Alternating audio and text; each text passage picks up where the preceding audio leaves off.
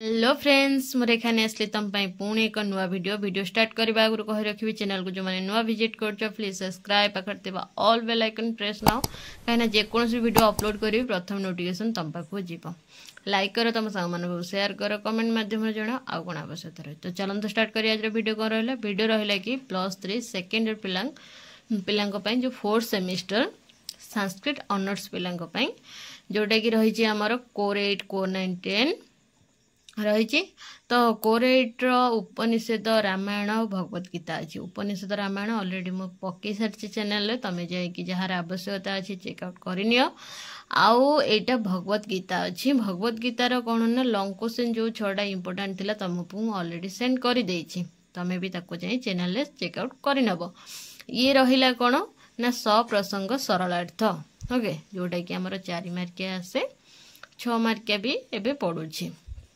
Okay देखिबा कौन रहा सप्रसंग सरलार्थ फास्ट रोची ऊर्ध्वमूल मध शाख मसुस्तम प्राहुर व्याम छंदान जस्य पनानी जस्तम वेद स वेदविद ओके तो कौन रहा सिंपल से रोची यार ये जो श्लोकटा कौन पे लिखाई सेटा तुम्हें बस ये लिखब कविर परिचय देके तापर ये विषयटा लिखिदेव कौन पे लिखाई आराम से पाइज कौन देला प्रस्तुत श्लोक महर्षि व्यासदेव प्रणीत श्रीमद् भगवत गीतार पुरुषोत्तम योग नामक 15 अध्याय सम्मानित माने आसीचे प्रस्तुत श्लोकटी संसार वृक्ष विषय वर्णना करा जाय वेदज्ञ पुरुष विषय सम्यक अवतारणा करा जायछि परमेश्वर भगवान श्रीकृष्ण संसार स्वरूप को अवगत कराइबाकु जाय विषादग्रस्त और मोहप्राप्त अर्जुन को कहिसेंती जे एही माया परिपूर्ण संसार होछि एक ओलट असुस्थ वृक्ष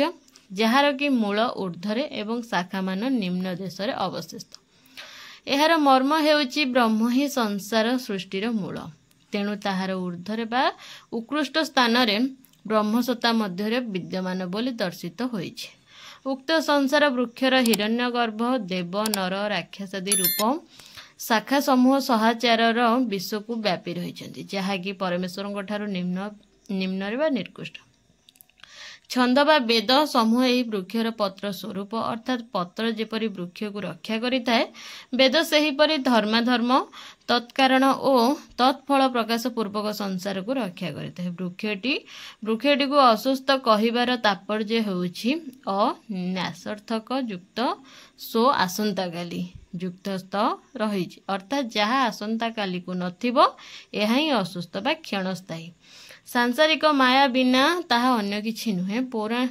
पौराणिक मतरे कुहा जायछि असुस्थ वृक्ष विष्णुंकर स्वरूप से ही कृष्ण से ही परम ब्रह्म एही संसार क्षणभंगुर अनित्य और दुखर कारण एहीपरि बुझे संसार प्रति जन्मुथिबा आसक्ति को त्याग करी केवल परमेश्वर को ही अन्यान्य भक्तिर सहित चिंतन करिबा उचित एहाकु बुझिबा ही यथार्थरे वेदर तात्पर्य बुझिबा सहित समान होइता तो नेक्स्ट पेज को जिबा सहित समान जे वास्तव में संसार ए समस्त तत्व को उपलब्धि करिपारे सही व्यक्ति ही यथार्थरे वेदज्ञ बा वेदविद पदवाच्य अटे साधारण लोक पक्षरे एही संसार वृक्षर रहस्य को जानिबा अत्यंत कष्टकर व्यापार अटे एहीपरि भावरे श्रीमद् भगवत गीतार पुंखानुपुंख आलोचना कले जना जाए जे वेदर निर्देश एथिरे ही प्रतिफलित होइछि ओके ये गला सेकेंड श्लोक कौन रहिला जे अधश्चोर्ध्वं प्रसृतास्तस्य शाखा गुण प्रवृद्धा विषय प्रबालाः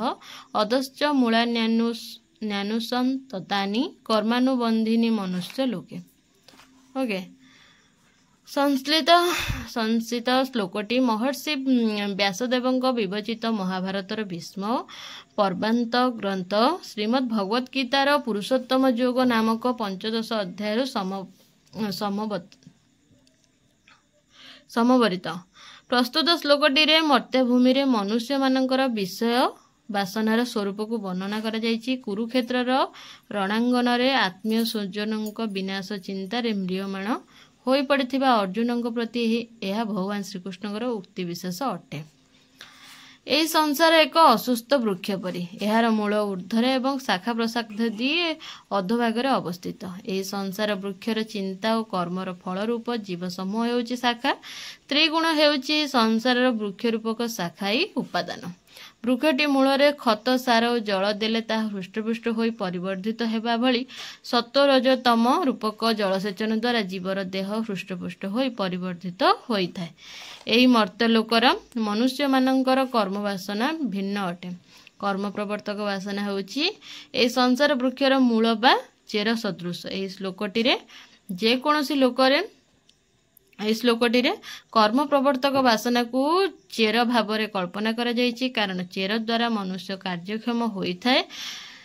ଜୀବ ଯେକୌଣସି ଲୋକରେ ପୂର୍ବକୃତ କର୍ମଫଳ ଭୋଗ କରୁଥିବା ସମୟରେ ଯେଭଳି କାମନା କରେ, ଉକ୍ତ କର୍ମଫଳ ଭୋଗ ଶେଷରେ ସେହି କାମନା ରୂପ ସେ ମର୍ତ୍ତ୍ୟ ଲୋକରେ ଉତ୍କୃଷ୍ଟ ବା ନିକୃଷ୍ଟ ଯୋନିରେ ଜନ୍ମଗ୍ରହଣ କରି ବାସନା ରୂପ କର୍ମ କରେ। ଅର୍ଥାତ୍ ସୁକର୍ମ ଆଚରଣ କଲେ ଜୀବ ଊର୍ଦ୍ଧ୍ୱକୁ ଗମନ କରି ଉତ୍କୃଷ୍ଟ ଯୋନିକୁ ପ୍ରାପ୍ତ ହୁଏ ଏବଂ କୁକର୍ମ ଆଚରଣ କରିବା ଦ୍ୱାରା ନୀଚ ଲୋକ ଗମନ କରି ତିର୍ଯ୍ୟକ୍ ଯୋନିକୁ ପ୍ରାପ୍ତି ହୋଇଥାଏ। ତେଣୁ ଯଥାର୍ଥରେ କୁହାଯାଇଛି, ସତ୍ୱରେ ଥାଏ ଯାର ମତି ଊର୍ଦ୍ଧ୍ୱଲୋକ ଯେ ତାର ପ୍ରାପ୍ତି। ରଜରେ ଥାଏ ମତି ଯାର ସେ ଥାଏ ମନୁଷ୍ୟ ଲୋକର। ତମରେ ଥାଏ ଯାର ମତି ଜଘନ୍ୟ ଗୁଣେ ବଶୀଭୂତ। ଓକେ, ଏହି ଶ୍ଲୋକଟିରେ ମନୁଷ୍ୟ ଲୋକ ବୋଲି କହିବାର ତାତ୍ପର୍ଯ୍ୟ ଏହି ଯେ ବୈଦିକ କ୍ରମରେ କେବଳ ମାତ୍ର ମନୁଷ୍ୟମାନଙ୍କର ଅଧିକାର ଅଛି, ଦେବତାମାନଙ୍କର ନାହିଁ। ତେଣୁ ମର୍ତ୍ତ୍ୟ ଲୋକ ବ୍ୟତୀତ ଅନ୍ୟ କୌଣସି ଲୋକର କର୍ମ ଅଧିକାର ନଥିବାରୁ ଏଠାରେ ମନୁଷ୍ୟ ଲୋକ ବୋଲି ଉଲ୍ଲେଖ କରାଯାଇଛି। ଏଥିରୁ ଆମେ ଏହି ସିଦ୍ଧାନ୍ତର ଉପନୀତ ହେଉ ଯେ ନିଜର କାର୍ଯ୍ୟ, ବିଚାରଶୀଳତା, ସ୍ୱାଧୀନ କର୍ତ୍ତବ୍ୟ, ସ୍ପୃହା ଓ ବାସନା ନେଇ ମନୁଷ୍ୟ ଦେବଲୋକ ବା ନରଲୋକ ଭୋଗ କରିଥାଏ। ଓକେ, ନେକ୍ସଟ ପେଜ ଯିବା। ଶ୍ଲୋକ 3 ନମ୍ବର କ'ଣ? ନ ରୂପମସ୍ୟଃ ତଥୋପଲଭ୍ୟତେ ନାନ୍तो ନ ଚାର୍ଦିନ ଚ ସପ୍ରତିଷ୍ଠା ଅସୁସ୍ଥ ମେନଂ ସୁବିରୂଢ଼ ମୂଳ ମସଙ୍ଗ ଶସ୍ତ୍ରେଣ ଦୃଢ଼େନ ଚିତ୍ତ୍ୱା। ପ୍ରୋକ୍ତ ଶ୍ଲୋକଟି ବ୍ୟାସଦେବ ବିରଚିତ ଶ୍ରୀମଦ୍ ଭଗବତ ଗୀତାର ପୁରୁଷୋତ୍ତମ ଯୋଗ ନାମକ 15 ଅଧ୍ୟାୟରୁ ସମ୍ମାନିତ କୁରୁକ୍ଷେତ୍ରର ରାଙ୍ଗଣରେ ବିଷାଦଗ୍ରସ୍ତ ଯୁଦ୍ଧ ନିର୍ବୁତ ଅର୍ଜୁନଙ୍କ ପ୍ରତି ଏହା ଯୋଗେଶ୍ୱର ଭଗବାନ ଶ୍ରୀକୃଷ୍ଣଙ୍କର ଉକ୍ତି ବିଶେଷ। ପ୍ରସ୍ତୁତ ଶ୍ଲୋକଟିରେ ତତ୍ତ୍ୱଜ୍ଞାନ ପ୍ରାପ୍ତିର ମାର୍ଗ ସମ୍ପର୍କରେ ଅବଗତ କରାଇ ଦିଆଯାଇଛି। ପରିଦୃଶ୍ୟମାନ ଏହି ବୈଚିତ୍ର୍ୟମୟ ଭବ ସଂସାର ଏକ ଓଲଟ ଅସୁସ୍ଥ ବୃକ୍ଷ ସଦୃଶ ଓ ଅତି ବିଶାଳ ଅଟେ। ଏହି ବିଶାଳ ଜଗତ ତୁଳନାରେ ମନୁଷ୍ୟ କ୍ଷୁଦ୍ରାଦପି କ୍ଷୁଦ୍ର ଅଟେ। ସେଥିପାଇଁ ସଂସାରରେ ଆତଜାତ ହେଉଥିବା ମନୁଷ୍ୟର ମୋହମାୟାଚ୍ଛନ୍ନ ଚୈତନ୍ୟ ସଂସାରର ପ୍ରକୃତ ନିଗୂଢ଼ ତତ୍ତ୍ୱକୁ ଆଦୌ ସହଜରେ ବୁଝିପାରେ ନାହିଁ। ଏହି ସଂସାର ମଧ୍ୟ ଆଧ୍ୟାତ୍ମିକ, ଆଦିଭୌତିକ ଓ ଆଦି ଦୈବିକ ଏହି ତ୍ରିପାତରେ ସର୍ବଦା ଜଡ଼ିତ ହୋଇ ରହିଥାଏ। ଆତ୍ମଜ୍ଞାନ ଓ ତତ୍ତ୍ୱଜ୍ଞାନ ପ୍ରାପ୍ତି ବିନା ଏହି ତ୍ରିପାତ ଜନିତ ଦୁଃଖରୁ ମୁକ୍ତି ପାଇବା ସମ୍ଭବ ହୁଏ ନାହିଁ। ବୃକ୍ଷଟିର ଶାଖାମାନ କର୍ମେ କର୍ମେ ପରିବର୍ଦ୍ଧିତ ହୋଇ ନିମ୍ନ ଓ ଊର୍ଦ୍ଧ୍ୱ ଭାଗରୁ ବିସ୍ତୃତ ହେଲା ପରି ସଂସାର ବୃକ୍ଷର ଶାଖା ସ୍ୱରୂପ ଜୀବ ଶୋଷ କର୍ମ ଅନୁସାରେ ଅଧୋଗତି ତଥା ନିମ୍ନଗତିକୁ ଲାଭ କରିଥାଏ। ପୁନଶ୍ଚ ଏହି ସଂସାର ବୃକ୍ଷର ପ୍ରଧାନ ମୂଳ ବା ପରମେଶ୍ୱର କର୍ମବାସନା ବା ଫଳ ବାସନା ରୂପକ ଶାଖା ଚେର ପରିବେଷ୍ଟିତ ଅଟନ୍ତି। ଅତଏବ ତାହାର ଛେଦନ ଏତେ ସହଜ ସାଧ୍ୟ ନୁହେଁ। ପୁନଶ୍ଚ ଏହି ଭବ ସଂସାରରେ ଜୀବ ଏପରି ଭାବରେ ମୋହମାୟାରେ ଆଚ୍ଛନ୍ନ ହୋଇପଡ଼ିଥାଏ ଯେ ସେହି ପରମାତ୍ମାଙ୍କର ଆଦି ଅନ୍ତକୁ ଅନ୍ୱେଷଣ କରିପାରେ ନାହିଁ। ଏଣୁ ଏଭଳି ଅନାଦି ଓ ଅନନ୍ତ ସଂସାର ବୃକ୍ଷକୁ ବା ଭବ ବନ୍ଧନକୁ ଛେଦନ କରିବାକୁ ହେଲେ ଅସଙ୍ଗ ଶସ୍ତ୍ରର ଆବଶ୍ୟକତା ରହିଛି। ଏହି ଅସଙ୍ଗ ଶସ୍ତ୍ର ବା ବୈରାଗ୍ୟ ରୂପକ ଶକ୍ତ କୁଠାରକୁ ବ୍ୟବହାର କରି ସଂସାର ରୂପକ ଅସୁସ୍ଥ ବୃକ୍ଷର ମୂଳ ଓ ଚେରକୁ ଛେଦନ କଲେ ହିଁ ଜୀବ ପରମ ପଦକୁ ଲାଭ କରିପାରିଥାଏ। ତେଣୁ ଏହି ସଂସାର ବୃକ୍ଷକୁ ଛେଦନ କରିବାର ଏକମାତ୍ର ଅସ୍ତ୍ର ହେଉଛି ବୈରାଗ୍ୟ ରୂପକ ଶକ୍ତ କୁଠାର। କାରଣ ବୈରାଗ୍ୟ ଭାବର ଉଦୟ ହେଲେ ମନ ମଧ୍ୟରୁ ସମସ୍ତ ପ୍ରକାର କାମନା ବାସନା ଆପେ ଆପେ ଅପସୃତ ହୋଇଯାଏ ଓ ମାନବର ଅନ୍ତରାତ୍ମା ଜ୍ଞାନଲୋକରେ ଉଦ୍ଭାସିତ ହୋଇଉଠେ। କାମନା ବାସନା ରହିତ ହୋଇ ଜୀବ ମାୟାଶକ୍ତି କବଳରୁ ବାହାରି ଆସି ପରମେଶ୍ୱରଙ୍କ ପ୍ରାପ୍ତିରେ ଯତ୍ନଶୀଳ ହୋଇଥାଏ। ଓକେ, ତ 4 ନମ୍ବରଟା କ'ଣ ରହିଲା? ନିର୍ମାଣ ମୋହା ଜିତସଙ୍ଗ ଦୋଷା ଆଧ୍ୟାତ୍ମ ନିତ୍ୟା ବିନିବୃତ୍ତ କାମାହ ଦ୍ୱନ୍ଦ୍ୱେ ମୃକ୍ତା ସୁଖ ଦୁଃଖ ସଙ୍ଗେ गच्छन्त्या मूढ़ाः पदमव्ययं तत्। प्रस्तुत श्लोकटी महर्षि व्यासदेव प्रणीत श्रीमद् भगवद गीतार पुरुषोत्तम योग नामक 15 अध्याय सम्मानित कुरुक्षेत्र रणांगन युद्ध विमुख हो विषादग्रस्त हो पड़ता अर्जुन प्रति योगेश्वर भगवान श्रीकृष्ण यह उक्ति विशेष अटे। जितेबाला अर्जुन आमर अर्जुन जितेबाला युद्ध क्षेत्र को जाए निज लोक को सामने देखी सी न लड़ी पारि भगवान प्रत्येक गोटे श्लोक द्वारा बुझे जे माने जीवनर युद्ध ही आम ये कहीं करुँच सामना लोक सी कौन से निज लोक नुहे सी सबू ये माया सबू ये माने कर्म उपर नियुक्त होता है। आम कर्म करमती करवा सेमती ही फल पाइबा सी एमती कर्म कर फल दबा दरकार। ओके से हिसाब से बुझाऊँ गोटे गोटे श्लोकर उक्ति विशेष अटे। आलोच्य श्लोकटी जो मैंने परम पद प्राप्तिर अधिकारी से विषय वर्णना कर ओके परम पदर जो मैंने अधिकारी होता है यही माया मोहग्रस्त संसार सबकि असत्य बा मिथ्या तेणु यही क्षण भंगुर संसार जहाँ सब देखा जाए ता समस्त क्षयशील विनाशशील अटे किंतु सत्य रूप से ही परमात्मा परम ब्रह्म जीवभूत अंशरे विद्यमान और से केवल सत्य अटंती। उक्त श्लोकटी प्रदत्त अवय पदटी ब्रह्मपद व स्वयं परम ब्रह्म नेक्स्ट पेज को जावा परम ब्रह्म परमात्मा को बुझाऊँ। अव्यय पदर अर्थ होउछि जार विनाश नाही। एही क्षण भंगुर संसार रे सबकिछि क्षयशील कालर कराल चक्र मध्य आवर्तित होई सबकिछि क्षयित बा रूपांतरित होइथाय परंतु काल सेही गोटे मात्र स्थान रे निजर प्रभाव विस्तार करि पारे नै कारण सेही परम पद परमात्मा निजे ही कालचक्र प्रवर्तक तेणु प्रत्येकଙ୍କ जीवन से परमात्मा प्राप्ति ही श्रेय हेबा उचित। मात्र समस्ते सही अमृत परम पद को लाभ करने को समर्थ हो पारती ना केवल अमूढ़ व्यक्ति माने ही सही पद प्राप्ति समर्थ होता। एटारे अमूढ़ कहिबार उद्देश्य जेउठारे मृढ़ता बा अज्ञानर सर्वथा अभाव परिलक्षित होता है अर्थात जो माने अहंकार त्याग करि पारंती और जो मानकर मोह बा भ्रम आत्मज्ञान द्वारा विदूरित होता है जो माने धन रत्नादि और पुत्र कलत्रादि आसक्ति रूपक दोष शून्य होता जो माने सर्वदा आध्यात्म ज्ञान चर्चारे रत रुहंती और सर्वविध कामना परिहार करिपारन तथा सुख दुखर हेतु स्वरूप शीत उष्म मान अपमान जय पराजय आदि समभावपन्न रुहंती से विवेकी व्यक्ति माने ही सही अव्यय पद बा परम पद को प्राप्त हुअंती और जीवनर चरम लक्ष्य मुख्य लाभ करिथांती। एहीपरि भाव में एठारे परम पदर अधिकारी संपर्क आलोचना करा जायछि। ओके 5 नंबरटा कौन रहिला श्लोक न तद भाषयते सूर्य न शशांक न पावकम यत् गत्वा न निर्बंधते तधाम परमं मम।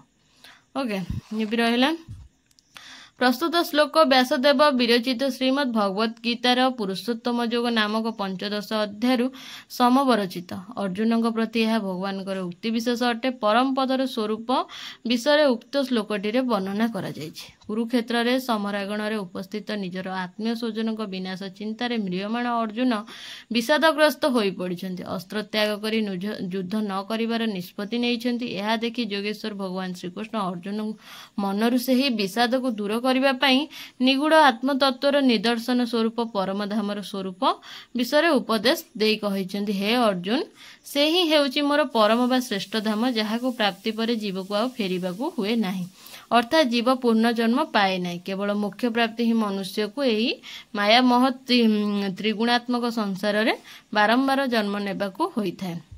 मात्र जीव बा जीवात्मा निजर पुण्य बल जेतेबेले परम ब्रह्म परमात्मा ठारे लीन हो जाए सेतेबेले तार पुनर्जन्म हुए नहीं। सचितानंद स्वरूप परम ब्रह्म निजे ही परम पद अटंती परम धाम बा परम ब्रह्म चैतन्यमय होइथिबारु सूर्य चंद्र अग्नि आदि जड़ पदार्थ ताहाकु प्रकाशित करि परिबे नाही। दार्शनिक दृष्टिकोण कहवाकू गले ताहा मन चक्षु वचन आदि इंद्रिय अगोचर अटे। यह अष्टम अध्याय अव्यक्त अक्षर बा परम गति बोली कहुଯାଇଛି यथा अव्यक्त अक्षर इत्युक्तस्त माहुः परमां गतिं च प्राप्य न निर्बन्धते तधाम परपम मम। एहिपरि भाବରେ कठोपनिषद श्वेतश्वेतर उपनिषद तथा मुंडकोपनिषद आदि शास्त्र मानकर मध्य ब्रह्मत्व प्राप्ति ही जीवर परम गति बोली वर्णना करा जायछि। ओके नेक्स्ट पेज को जीवा। नेक्स्ट पेज आसिले हमर श्लोक 6 ममे बांसो जीवलोके जीवभूत सनातन मन षष्ठानेन्द्रियाणि प्रकृत स्थान कर्षति। प्रोक्त श्लोकटी महर्षि व्यासदेवଙ୍କ द्वारा विरचित महाभारत ग्रंथर भीष्म पर्वान्तग्रत श्रीमद् भगवत गीतार पुरुषोत्तम योग नामक 15 अध्याय समवरचित कुरुक्षेत्रर